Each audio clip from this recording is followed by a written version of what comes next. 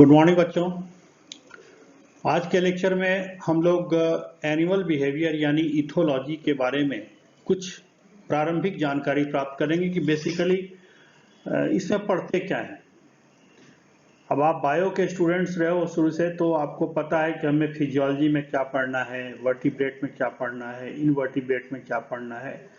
लेकिन ये जो एनिमल बिहेवियर है, जिसको एक इथोलॉजी भी कहते हैं, वो शायद पहली बार आपके सिलेबस में आया है। इसीलिए वो चीज़ है क्या, पहले एनिमल बिहेवियर में हम स्टडी क्या करते हैं, ठीक है, क्या कॉन्सेप्ट होते हैं, कौन कौन लोग इसके पायनियर्स थे जिन्होंने पहले इस साइंस को स्थापित किया, इस विधा को इस्टेब्लिश किया।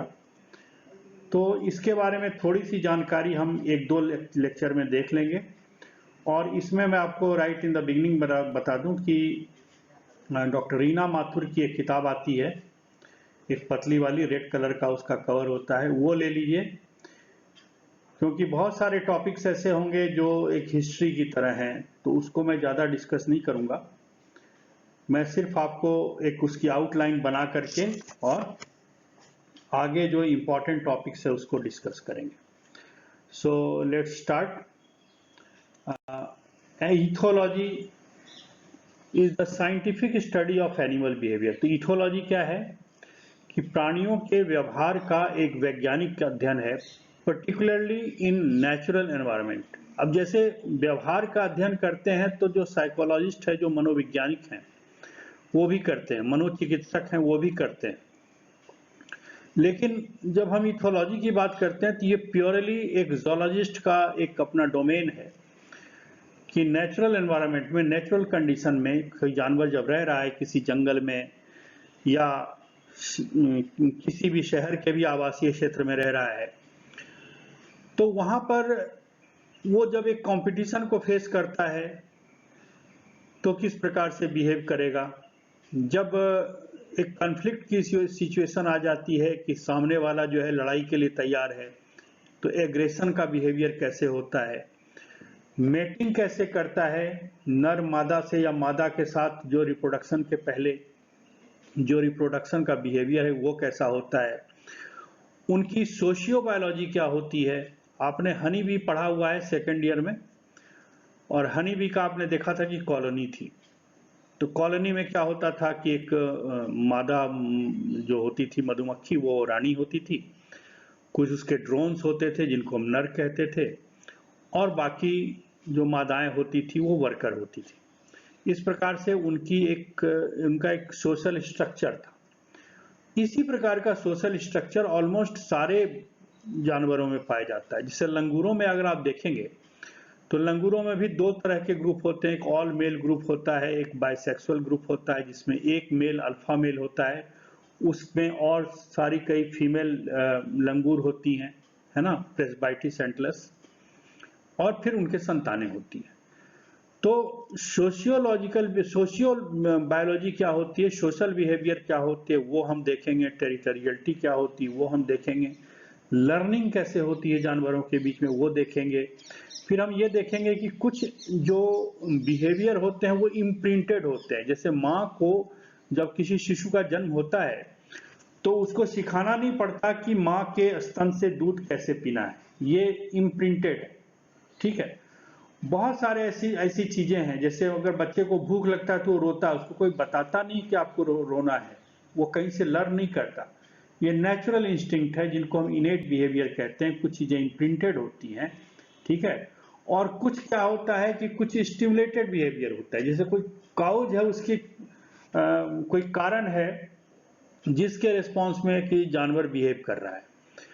तो इस प्रकार के सारे जो साइंटिफिक स्टडी हम किसी नेचुरल एनवायरनमेंट में करते हैं, that study of the animal behaviour, प्राणियों के व्यवहार का एक वैज्ञानिक अध्ययन जो होता है उसको हम क्या कहते हैं, इथोलॉजी बोलते हैं।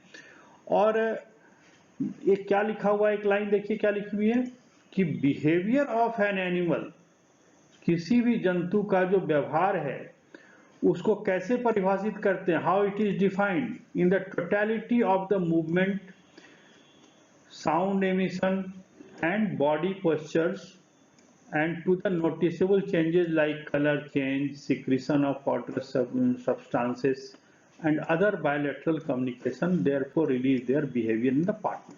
ठीक है, जब दो जंतु आपस में इंटरैक्ट कर रहे होते हैं, एक दूसरे के प्रति व्यवहार कर रहे होते हैं, तो कई प्रकार के व्यवहार होते हैं।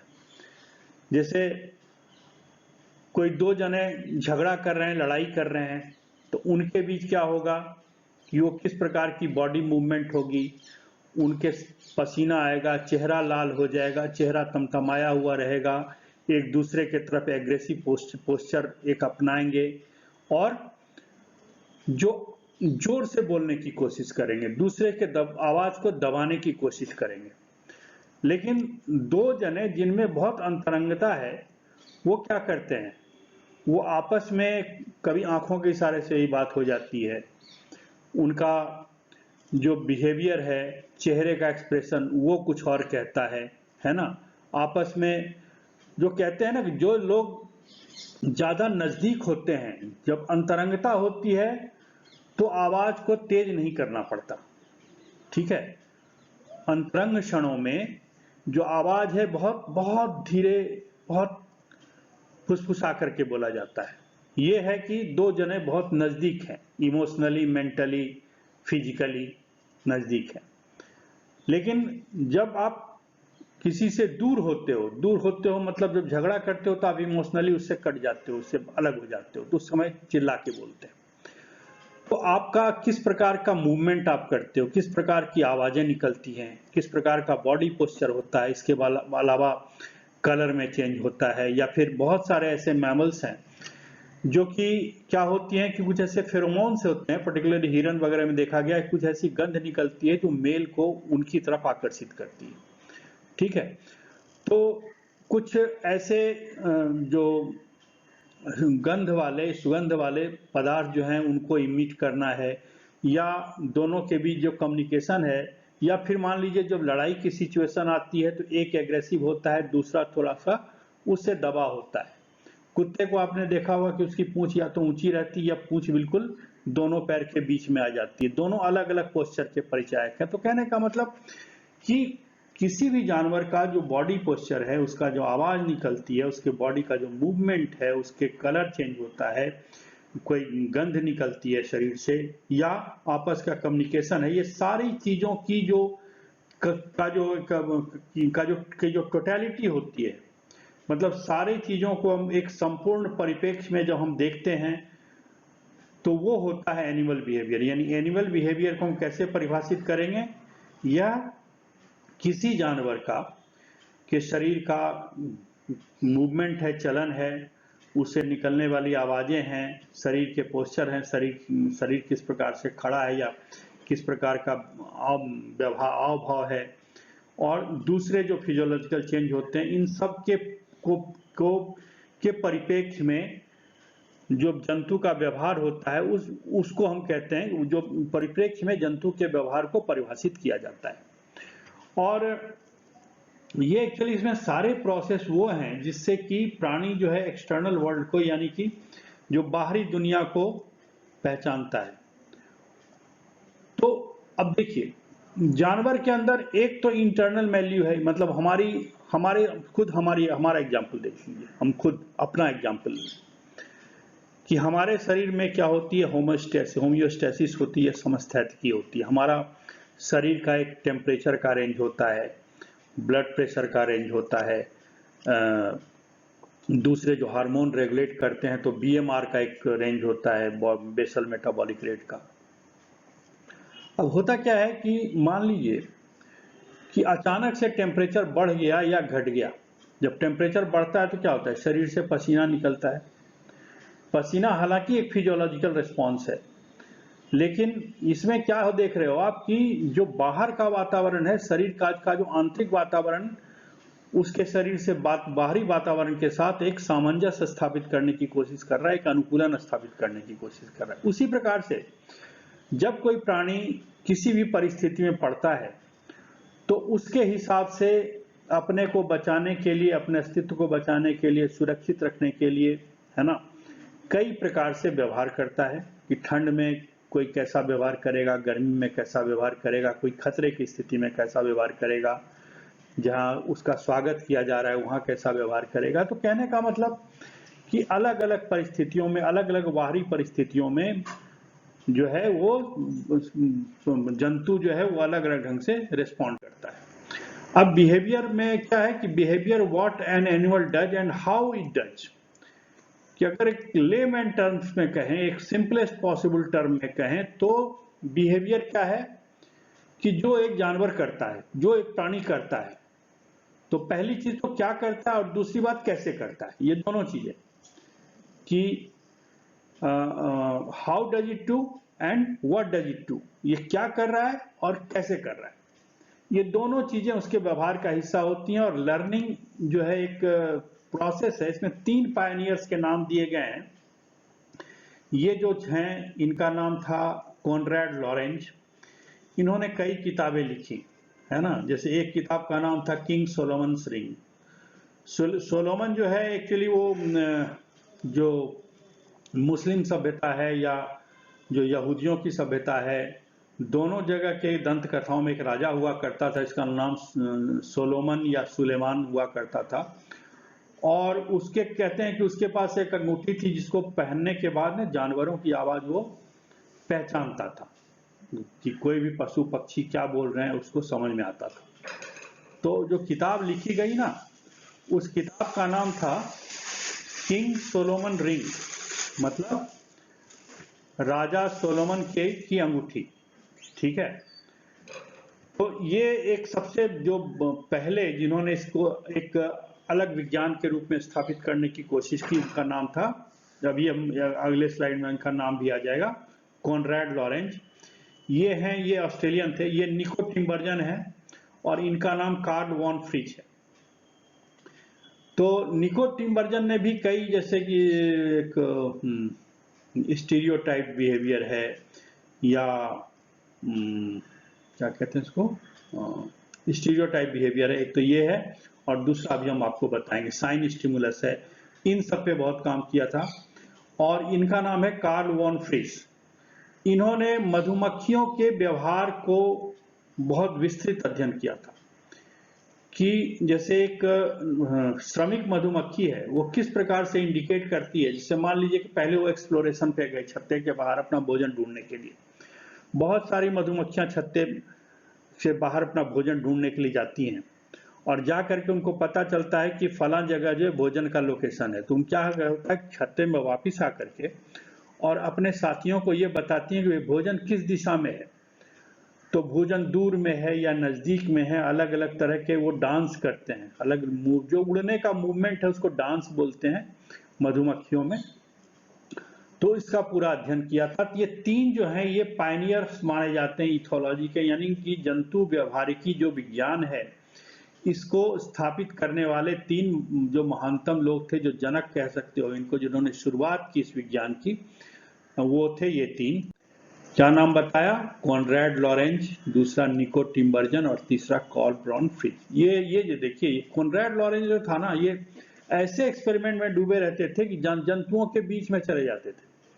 जैसे आमतौर पर एक गीज होता है, ग्रे लेग गीज या गीज करके एक हंस जैसी चिड़िया होती है, पानी में रहती है। तो आमतौर पर जैसे ही उसके चूजे निकलते हैं ना अंडों से, तो निकलने के बाद वो क्या होता है कि उसकी माँ के पीछे पीछे चलते हैं। ठीक है, इसकी माँ के पीछे पीछे चलते हैं। इन्होंने क्या किया, कॉनरेड लॉरेंज ने इस चीज को, इसको इम्प्रिंटिंग कहते हैं, कि चूजा जैसे ही देखता है अपनी माँ को उसके पीछे चलना शुरू कर देता है। तो बेसिकली उसने कहा कि माँ को ही देख के चलते हैं, किसी और के पीछे भी चलते हैं।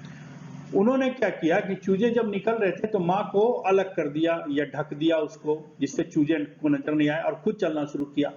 तो चूजों ने उसके पीछे पीछे चलना शुरू कर दिया। मतलब चूजों के साथ ये इम्प्रिंटेड बिहेवियर है कि after their birth they go after the first thing they see moving, कि मतलब जो चीज चलती हुई दिखाई पड़ती है उसके पीछे पीछे ये जाने लगते हैं चूहे। ये एक इम्प्रिंटिंग का बिहेवियर है। और इन्होंने बहुत तरह के बिहेवियर, जैसे कि फीडिंग बिहेवियर था, तो फीडिंग बिहेवियर में जैसे एक पक्षी जो है दूसरे पक्षी के चोंच में दाना डालता है, इन्होंने क्या किया, पक्षियों का मुखौटा पहन लिया, और तब जो दूसरा पक्षी था उसको अपने क्या कहते हैं सिबलिंग समझ करके उसमें जो कीड़े मकोड़े जो भी चिड़िया पकड़ के लाती थी इनके मुंह में डालती। तो ये कई तरह के काम ये बंदरों के पिंजड़े में रह लेते थे, चूजों के बीच में रह लेते थे, कई जगह रह लेते थे। तो ये थे कॉनराड लॉरेंस, जो सबसे पहले और सबसे बड़े वैज्ञानिकों में से एक माने जाते हैं। दूसरे थे निको टिम्बरजन। ये जो बिहेवियर है ये हम ऐसे पढ़ाएंगे। इसका नाम है स्टिकल बैक करके एक मछली होती है, उससे नर जो होता है ना उसका वेंट्रल पार्ट लाल होता है, ठीक है। अब होता क्या है कि फीमेल इसके पास आती है, ये क्या करता है कुछ न्यूक्लियर डांस वगैरह करता है, फिर फीमेल के साथ मिलकर के कॉपलेट करता है, और ये जो फीमेल अंडे देती है तो ये नर जो है वो अंडों की हिफाजत करता है। अब आमतौर पर जैसे ही कोई नर इस मादा इसके पास आएगी तो इसको कोई फर्क नहीं पड़ेगा, लेकिन कोई नर दूसरा उन अंडों के पास घोंसलों के पास आता है तो ये उसको अटैक करता है। उस नर को पहचानता ये कैसे है, तो इसके जो अधर भाग में जो लाल कलर का जो एक वो है आभा है, कलर है, उसको ये पहचानता है। तो ये निको टिम्बरजन ने क्या किया कि लकड़ी के कुछ ऐसे मॉडल उसके सामने रखे, उस नर के सामने जो अपने अंडों की हिफाजत कर रहा था, और लकड़ी के मॉडल्स में भी एक नीचे जैसे रेड पेंट कर दिया तो ये इसने उसको अटैक करना शुरू कर दिया। तो मतलब ये साइन स्टिमुलस है कि किसी चीज को देख करके वो लाल कलर जो है किसी भी दूसरी मछली का अपने सह प्रजाति की मछली के बेली में उसके अधर भाग में लाल रंग को देख करके अटैक करता है। मतलब ये साइन स्टिमुलस है। जैसे वो कहते हैं सांड को लाल कपड़ा दिखाओ तो वो भड़कता है, तो वो सांड के लिए साइन स्टिमुलस हो गया। मतलब किसी साइन को, किसी संकेत को देख करके उसमें उत्तेजना हो, है ना, तो इसको साइन स्टिमुलस कहेंगे। ये निको टिम्बरजन ने पहली बार किया था। इसके और भी एक्सपेरिमेंट है जो हम पढ़ेंगे। और ये देखिए, ये मधुमक्खी जो डांस करती है तो इस तरह का मूवमेंट करती है उड़ने के दौरान। इस तरह का अगर मूवमेंट करती है ना, देख रहे हैं आप, ये देखिए ऐसे करके, ऐसे ऐसे ऐसे, है ना, इस तरह का जो का जो मूवमेंट करती है इसको हम कहते हैं राउंड डांस, और ये है वैगल डांस। मतलब ये ऐसे ऐसे ये 8 बनाती है ऐसे करके, ठीक है। तो ये किस कंडीशन में ये राउंड डांस करेगा, किस कंडीशन में वेगल डांस करेगा, ये सबसे पहले स्थापित किया था कार्ल वॉन फ्रिस ने। फिर आप देखिए कि कुछ बिहेवियर जो होते हैं प्रॉक्सिमेट होते हैं। जो प्रॉक्सिमेट मतलब कुछ ऐसे जो इमीडिएट स्टिमुलस से होने वाले बिहेवियर हैं, कि जैसे मान लीजिए कि आपने कहीं हाथ रखा और हाथ रखने के बाद पता चला गर्म है, आपका हाथ झटके से हटता है। इसको जो रिफ्लेक्स है, इस रिफ्लेक्स प्रकार का जो बिहेवियर है वो जो है ये क्या कहते हैं प्रॉक्सिमेट है। और अल्टीमेट बिहेवियर वो होता है जो मतलब किसी खतरे को देख के जो जानवर है या किसी लॉन्ग टर्म किसी ऑब्जेक्टिव के बाद किसी दूर तक सोचे हुए किसी उद्देश्य के कारण किया गया कोई कार्य होता है, तो वो होता है अल्टीमेट काउज। तो एक तो इमीडिएट रिएक्शन होता है, और एक ये होता है कि हमें लॉन्ग टर्म में क्या क्या काम करने से फायदा होता है, उस तरह का बिहेव करना, तो वो होता है अल्टीमेट काउज। तो जो अल्टीमेट काउजेज होते हैं उनके सर्वाइवल और रिप्रोडक्शन के लिए बड़े इंपॉर्टेंट होते हैं, जैसा कि लिखा हुआ है। तो प्रॉक्सिमेट की खाव किस प्रकार से होता है, तो ये जो होता है इसमें जेनेटिक है, फिजियोलॉजिकल है, एनाटॉमिकल मैकेनिज्म जो होता है इस प्रकार के बिहेवियर के लिए जिम्मेदार होता है। इसको हम प्रॉक्सिमल क्या स्टिमुलस कहते हैं या प्रॉक्सिमल काउजेस कह सकते हैं इसको। कि ये है कि कोई भी एनवायरमेंटल या कैसा एक स्टिमुला एक ऐसा उत्तेजक है जिसके कारण कि उसमें कोई बिहेवियर ट्रिगर हो जाए, तो वो कहता है प्रॉक्सिमेट काउजेज। और अल्टीमेट काउजेज की क्यों होता है, एक तो चीज है क्या हो रहा है वो प्रॉक्सिमेट है, और अल्टीमेट जो है क्यों हो रहा है वो क्या कहते हैं।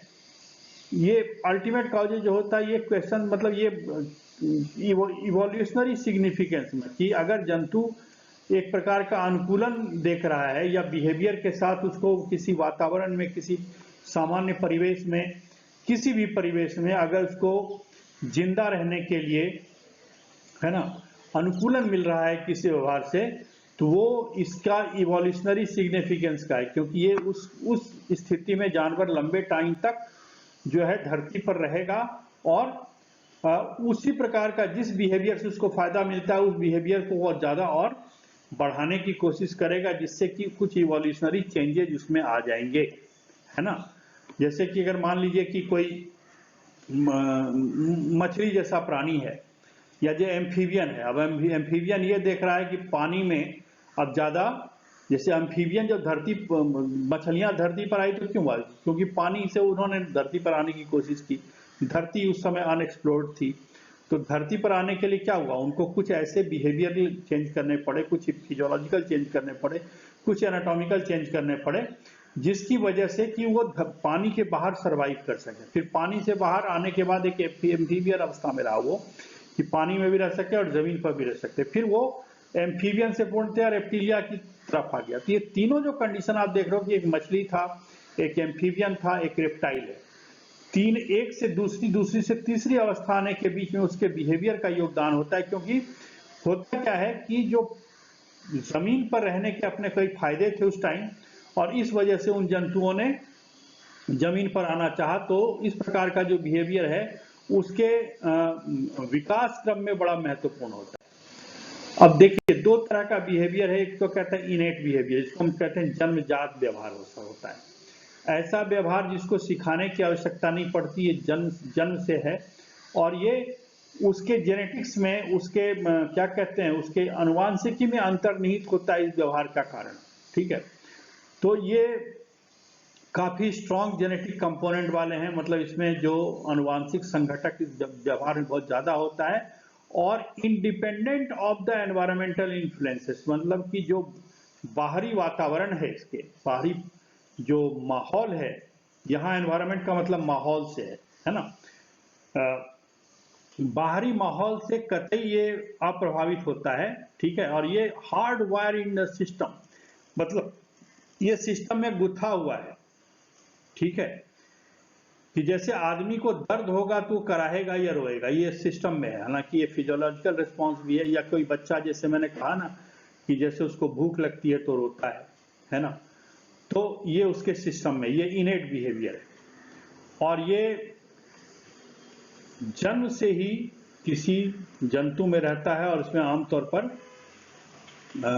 किसी प्रकार का इंटरवेंशन या मतलब क्या कहते हैं बदलाव नहीं होता, आमतौर पर कोई बदलाव नहीं होता। जो लर्न बिहेवियर है ये सीखा जाता है, कि अब ये देखता है, जानवर ने ये देखा, जैसे आप देखिए कि जैसे मान लो बंदर है जो पेड़ पे चढ़ने में बड़े एक्सपर्ट होते हैं, तो वृक्षवासी हैं ये, पेड़ पर इनको पत्ते खाने होते हैं, फल खाने होते हैं, तो इन्होंने अपने आप को डेवलप किया, इनका व्यवहार ऐसा हो गया कि ये पेड़ पर हैं।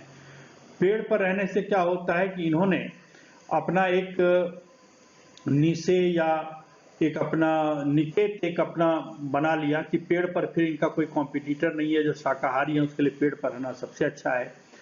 तो ये लॉन्ग टर्म एक ऑब्जेक्टिव के साथ इन्होंने पेड़ पर रहना शुरू किया, और पेड़ पर रहने के हिसाब से इसके व्यवहार में भी बदलाव हो गया। अब कोई अगर मांसाहारी है तो मांसाहारी के लिए आवश्यक है कि बहुत तेज धावक उसको होना चाहिए। किस प्रकार से, जैसे जो भी मांसाहारी है तो वो अपने व्यवहार की वजह से उसमें वो मतलब अपने आप को एडॉप्ट करता है कि उसमें एग्रेशन हो, शिकार को देख करके उस पर दया उसको नहीं आए, क्योंकि अगर दया करेगा तो मर जाएगा। उसके बाद किस प्रकार से खतरनाक ढंग से शिकार पर अटैक किया जाए कि मिनिमम टाइम में वो मर जाए, रेजिस्ट नहीं करे, और फिर उसको भोजन मिल सके। तो कहने का मतलब ये बहुत तरह की चीजों में। फिर लर्न बिहेवियर जो है वो कई तरह का होता है, जो हम पढ़ेंगे। एक लर्निंग जो है एक चैप्टर ही एक अलग है, ठीक है। 4-5 अलग अलग तरह की लर्निंग होती है, जिसको हम आगे डिस्कस करेंगे।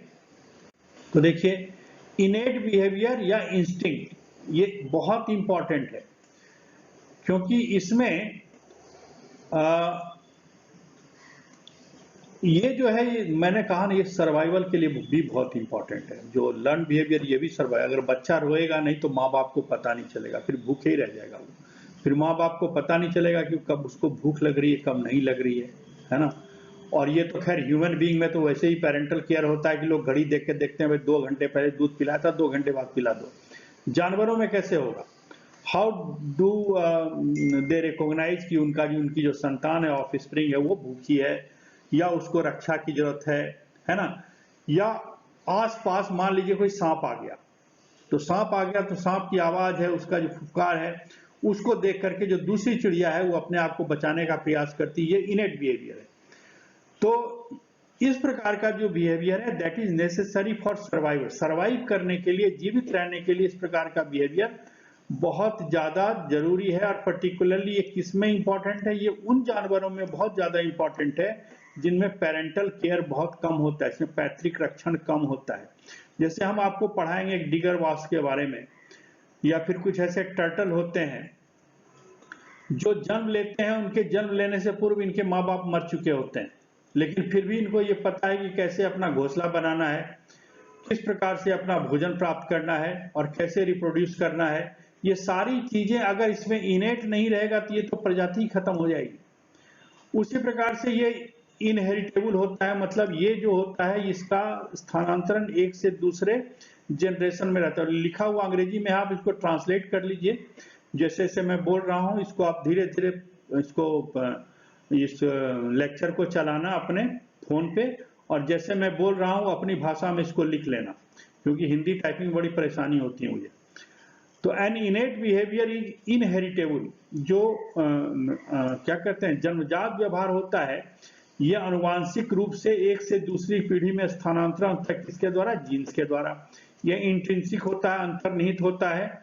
इवन कि अगर किसी जंतु को आप आइसोलेशन में भेज दो, इसकी सोसाइटी से अलग करके बिल्कुल ऐसे जगह पर रख लो जहां पर किसी से संपर्क नहीं हो, वहां भी जो इनेट बिहेवियर है, जो अंतर्निहित या जन्मजात व्यवहार है, वो हमेशा ही उसके साथ रहेगा। स्टीरियोटिपिक होता है, मतलब चाहे कुछ भी हो जाए ये व्यवहार इनफ्लेक्सिबल होते हैं, इसमें बदलाव नहीं होता, ये अप्रत्यास्थ होते हैं, ये स्टीरियोटिपिक होते हैं, एक ही तरह से होते हैं और अपरिवर्तनीय होते हैं, है ना। ये अपने एक्सपीरियंस से मॉडिफाई नहीं होते और जंतु के बर्थ से, प्राणी के बर्थ से उसके साथ होते हैं। दूसरी तरफ जो क्या कहते हैं अधिगम वाला व्यवहार, अधिगम मतलब लर्निंग होती है, अधिगम वाला जो व्यवहार होता है ये रिस्कियर होता है, इसमें रिस्क होता है, लेकिन फिर भी ये फ्लेक्सिबल होते हैं। फ्लेक्सिबल मतलब बदलाव हो सकता है, परिवर्तित होते रहते हैं, और ये कंडीशन पे डिपेंड करता है कि किस प्रकार का जो कंडीशन है।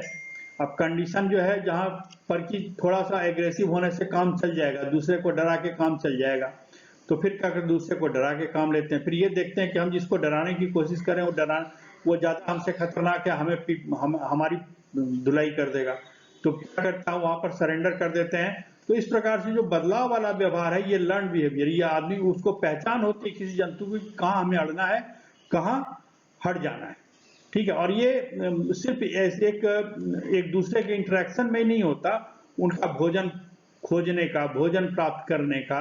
जैसे मधुमक्खी में आपने देखा ना, मधुमक्खियों ने एक व्यवहार विकसित कर लिया कि वो अपने छत्ते में रहने वाली दूसरी मधुमक्खियों को ये बता देते हैं कि वे भोजन कहाँ पर है, और इस प्रकार से वो ये चीजें इवॉल्व होती हैं, सीखी जाती हैं।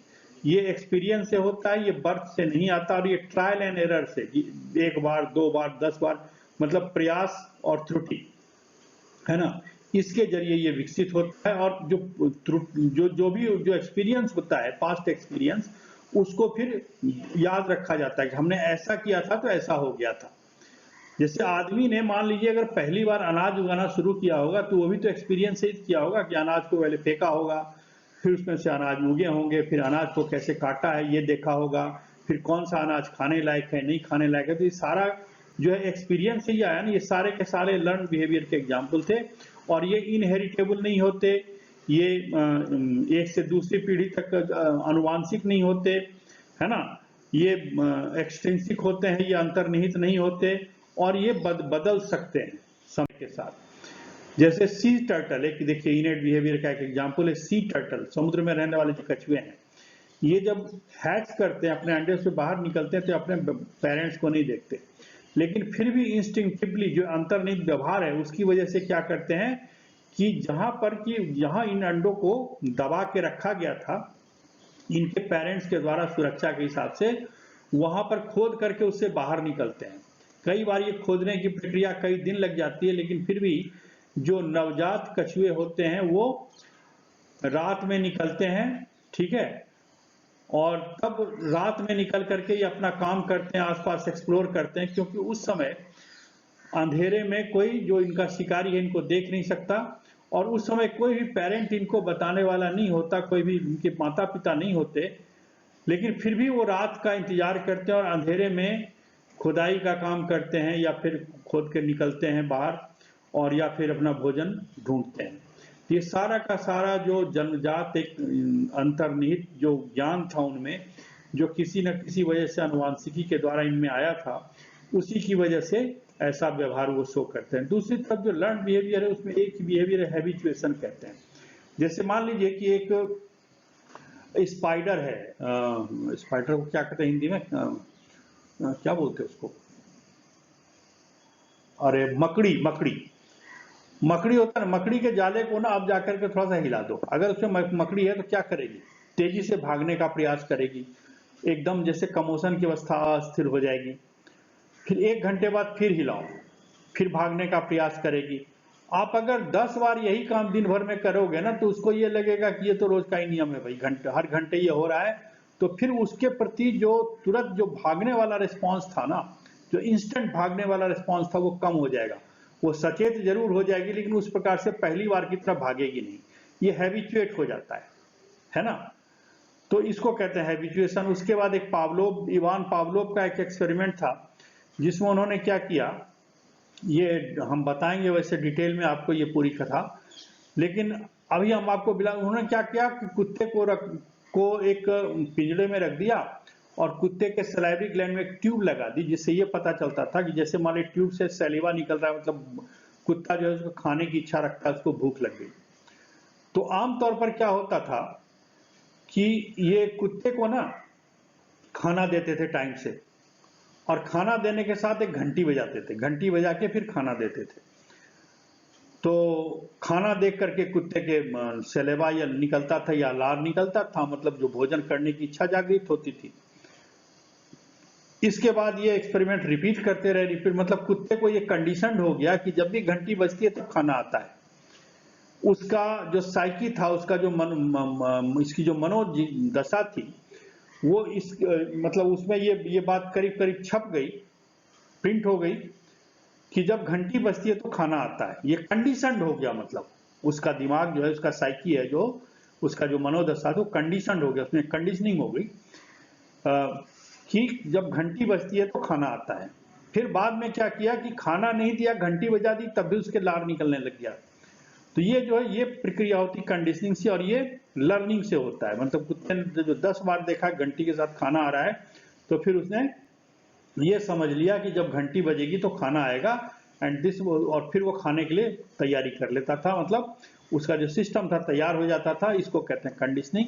इसके 4-5 और तरीके हैं लर्न बिहेवियर के, जो हम समझाएंगे।